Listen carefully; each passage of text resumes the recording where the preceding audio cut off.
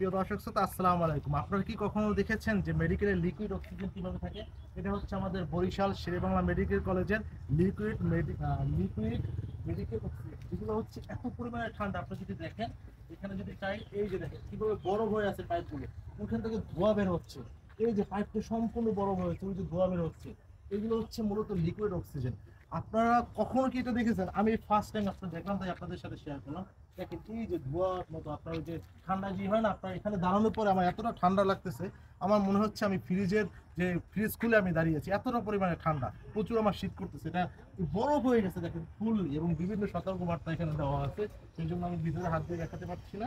দেখেন সব পাইপগুলো বরফ হয়ে আছে, ওই যে ওইখানেও আপনার মানে ধোঁয়া বের হচ্ছে। যদি একটু সামনের দিকে দেখাই, ওই যে ধোঁয়া বাড়তেছে।